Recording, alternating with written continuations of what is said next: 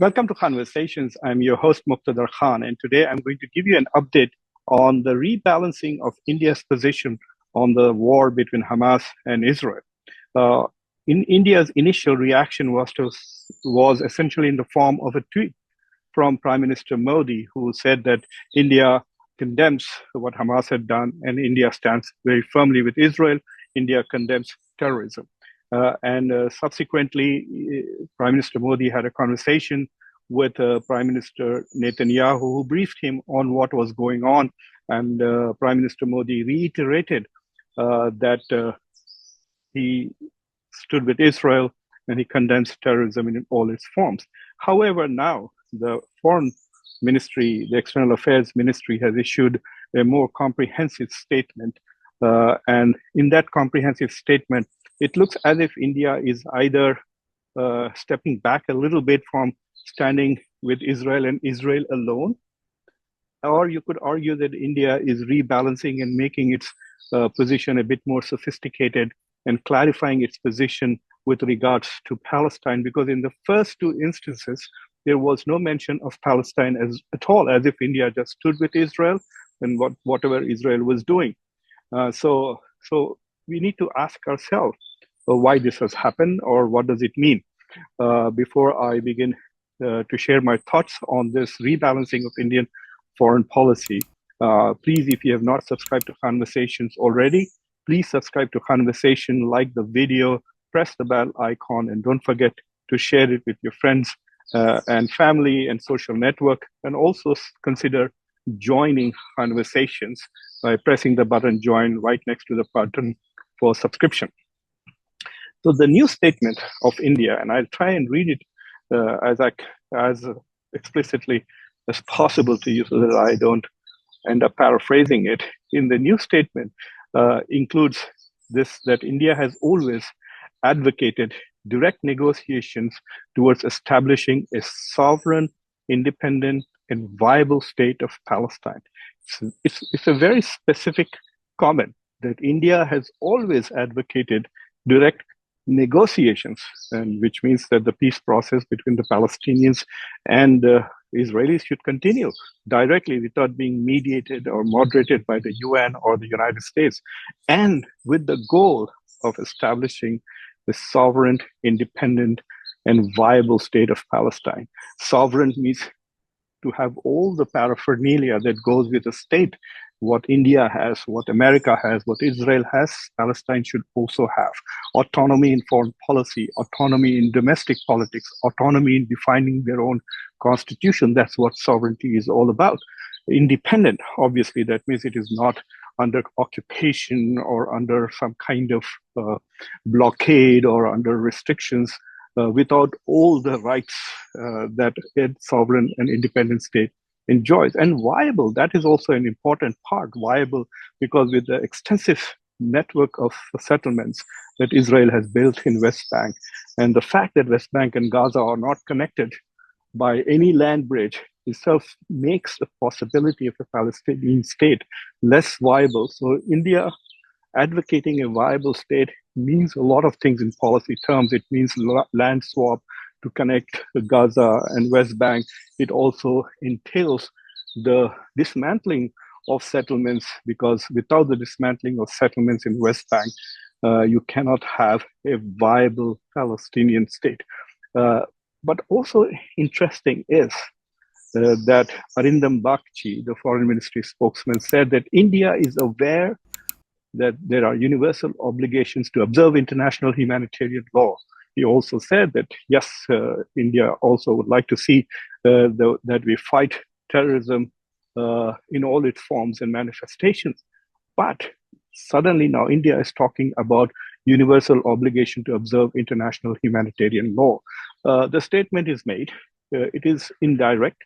They did not call upon Israel to respect international humanitarian law and do not attack civilians, do not destroy hospitals, clinics, and randomly simply use weapons which can undermine the life of civilians and commit war crimes. But this is just the opening salvo. And as this war continues, you will see India making more and more statements. But what was also interesting is that Mr. Bakci continued to say that we would like to see negotiations leading to a Palestinian state, living within secure and recognized borders side by side at peace with Israel.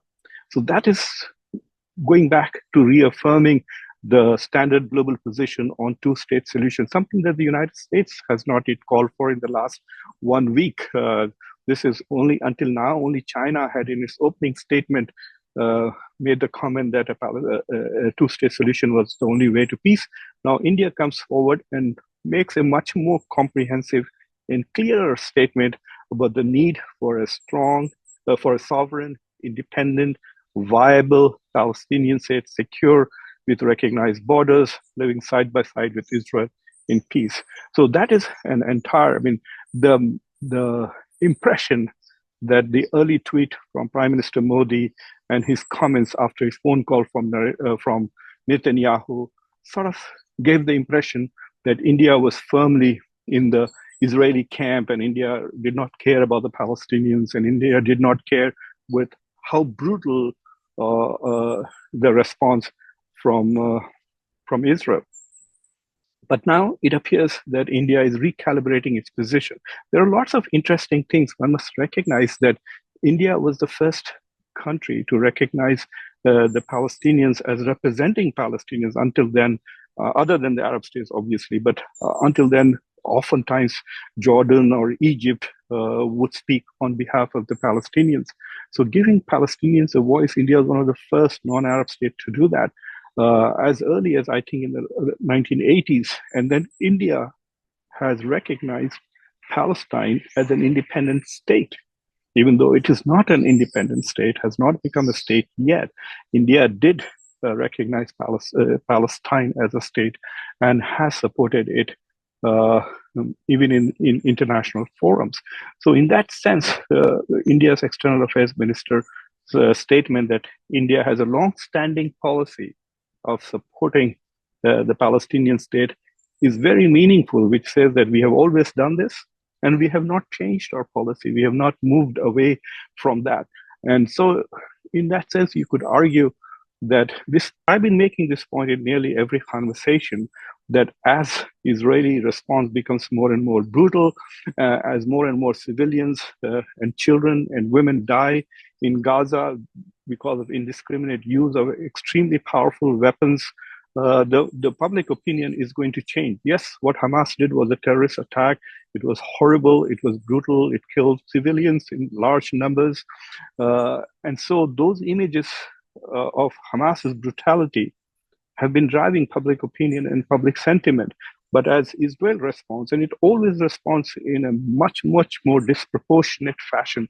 Netanyahu has declared a war. Netanyahu has said that generations will remember Israel's response. He's saying you're going to see things that you have never seen before.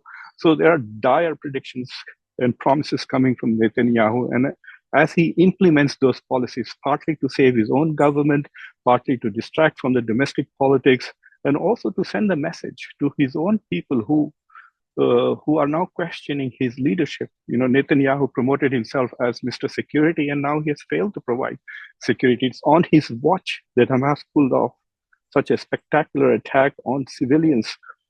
So he's going to be very brutal in his response, and apparently Mr. Biden has no problems with all kinds of things that he's doing. And as we go forward, and as more and more innocent Palestinians who have nothing to do with Hamas, who are themselves victims of Hamas's brutality, as the death toll rises, as it's already rising, Israel has been bombing incessantly, has dropped more bombs in Palestine in a week than the US has dropped in Afghanistan in its first year of bombing. So this is quite interesting to note. And for all of those watchers, especially in India, who think that there's some kind of a Muslim, Hindu, Muslim, Jewish issues here, I want to remind them that one of the most popular prime ministers of India and one of the most stellar, shall we say, leaders of the Bharatiya Janata Party, Prime Minister Atal Bihari Vajpayee, who is a legend in the Hindutva side of Indian politics, he said very clearly, for a permanent peace in the Middle East, Israel must vacate Palestinian land it has illegally occupied. This is Atal Bihari Vajpayee. I'm going to say it very slowly for people to understand. He said, for permanent peace in the Middle East, Israel must vacate Palestinian land it has illegally occupied. And that is an important, you can see this in the video too, that that's the statement he has made.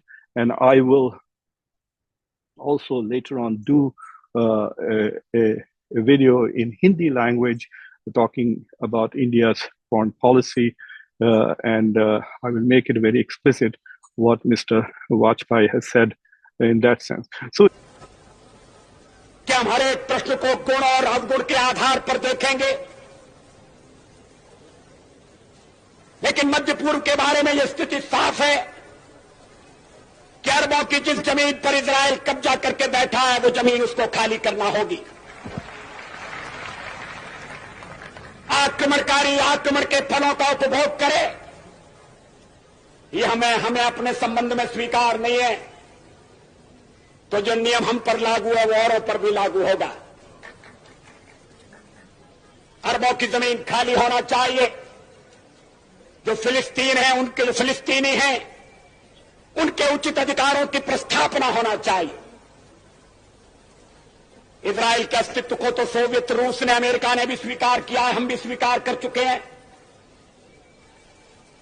मध्य पूर्व का एक ऐसा हल निकालना पड़ेगा जिसमें आक्रमण का परिमार्जन हो और स्थायी शांति का आधार बने। It is good to see that India is now returning to its original position, which was based on ethics, based on international law, based on recognition of the injustice that has been done to the Palestinians for nearly 7 decades now.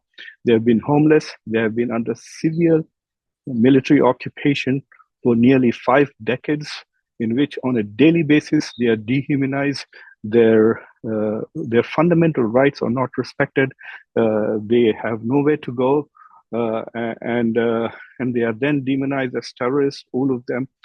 Even the president of the United States, who has for long taken the position of being a peace broker, etc., has indulged in disinformation about the Palestinians, and his White House and his staff has then had to correct him and issue clarifications that he didn't mean this, he didn't mean that, etc. So it is important that we recognize that increasingly more and more voices from the non-Western world are talking about human rights, talking about international law. The West, which often likes to preach about international law and human rights, etc., on this issue has apparently given Israel carte blanche to do whatever it wants. And that is very sad. And I hope that some wisdom will prevail eventually. That is one of the problems with democracies, that rather than responding to prudence, they have to respond to public opinion. And if you have voices, prominent voices, which are inciting violence and anger and advocating vengeance as a public policy, vengeance as a foreign policy, then you will have. So I'm very happy with the Indian foreign ministries. You could call it reversal, or if you want to say, oh, no, they were never wrong in the first place. But it is very clear that after seeing what Israel has done, and also recognizing that India has long-standing relations with the rest of the Arab world. There are 90 lakh Indians who work in the Gulf, in Muslim countries, in the Arab world. There's enormous amount of trade. In the top 5 trading partners, you have Saudi Arabia, United Arab Emirates, and I think in the top 6, Iraq, that India trades with. So India has billions of dollars worth of trade with these countries. India has huge amount of remittances coming in, billions of dollars from the Middle Eastern countries. So if India were to demonize all Muslims and all Arabs as terrorists and jihadis, then they would have a huge problem in maintaining these relations with the Middle East. So recognizing both its interests, its material and economic interests, recognizing its cultural interests, and long historical ties that India has had. In fact, in 2023 Republic Day celebrations, India invited the president of Egypt, Sisi, to come to India as a chief guest. India, on his way back from the United States, Prime Minister Modi stopped in Egypt, and India has been working to improve its relationship with the Middle East. It's trying to work to improve its relationship with Saudi Arabia. It's trying to launch a major connectivity project called IMEC, which will go through most of the Middle East, of course, to Israel and then to Europe. So India has some national interests also at stake. Plus, it also emphasizes that India still has a strategic autonomy. It does not have to repeat whatever the United States says. In fact, it appeared until now that India was just mimicking what the US was saying with regards to Israel and Hamas. So in that sense, I think India's position now looks much more thoughtful and much more independent from that of the US and the West. India is competing with China to become the leader of the global South. And though China was first to immediately talk about the two-state solution in its first statement, India has finally come up with a more comprehensive statement, more specific, more articulate. I hope India will take more leadership on this issue. And so I hope India will take an ethical and moral position on this issue and truly become what it wants to be, which is the voice of the global South. Let me tell you, there is nothing south of Palestine when it comes to the global South. There's nobody more vulnerable. There is no other society which is colonized still in the 21st century. So I'm absolutely happy and thrilled with India's rebalancing of its foreign policy. It makes me feel proud as an Indian American. And I'm now going to be working on the American side of it. I think it is time for America too to walk the talk of rule-based international order that the US is fighting Russia to defend. So where is that rule-based order today?